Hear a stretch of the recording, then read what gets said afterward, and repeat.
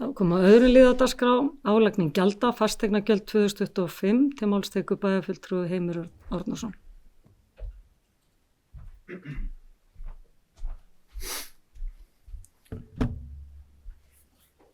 Forseti, það eru bæjarfulltrúar. Ég lögð frá til að álagningu fasteignagjalda á árinu 2025. En bæjarráð samþykkti með 3 atkvæðum að vísa tillögunum álagningu fasteignagjalda til afgreiðslu hér í bæjarstjórn. Tillagan gerir ráð fyrir óbreyttri fasteignaskattprósentu. Það er að segja að skatturinn verði 0,31% af íbúðarhúsnæði.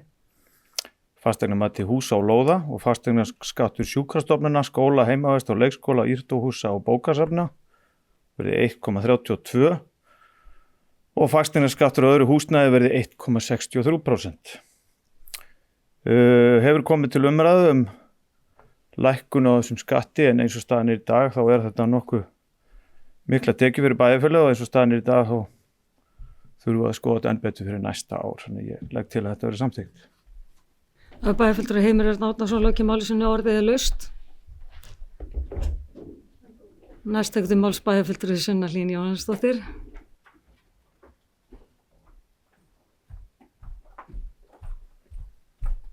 Forseti, ágætu bæjarfulltrúar. Tekjur sveitarfélagsins hafa aukið skríðilega á síðustu árum eða það bil 54% frá árinu 2020.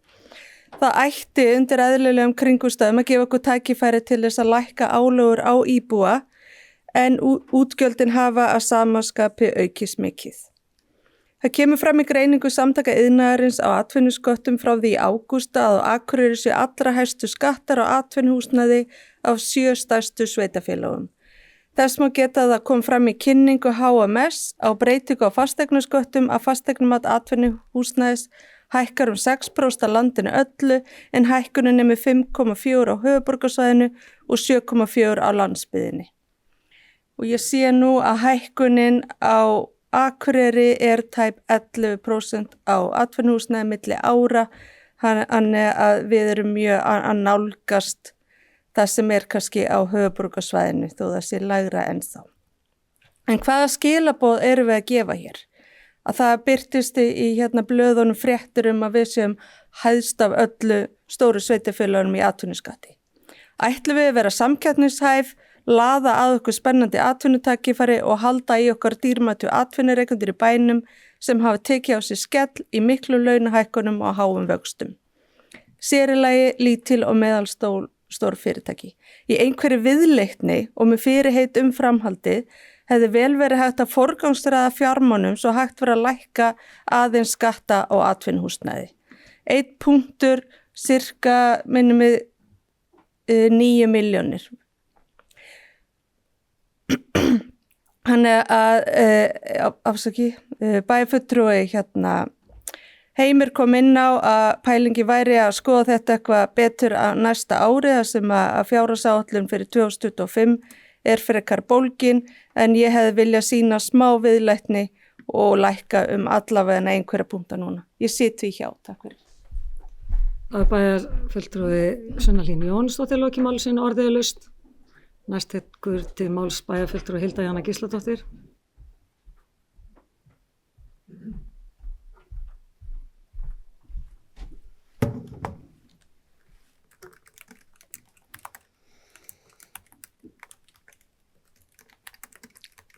Forseti, ágætu bæjarfulltrúar. Ég vildi koma hingað upp og byrja á því að taka aðeins undir með bæjarfulltrúa Sunnu.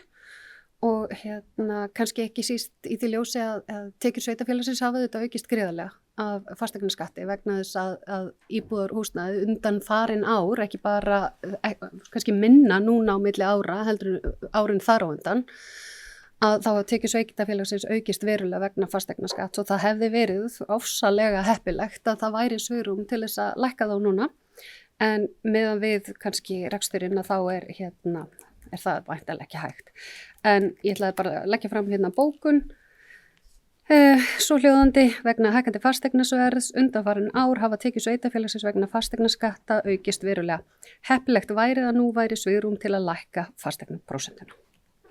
Takk fyrir. Bæjarfulltrúi Hilda Jana Gísladóttir lokið máli sínu, orðið laust.